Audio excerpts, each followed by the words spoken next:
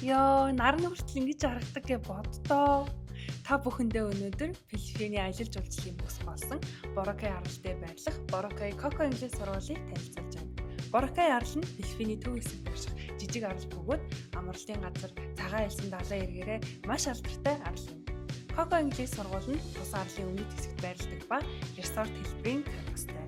Та тогттой цэвэрхэн дотор байрны байрлалгаа өдрийн 6-аас 7 цагийн англи хэлний хичээл аваад чөлөөт цагаараа Боракай арлын аяллуудаас сонгон аялах боломжтой.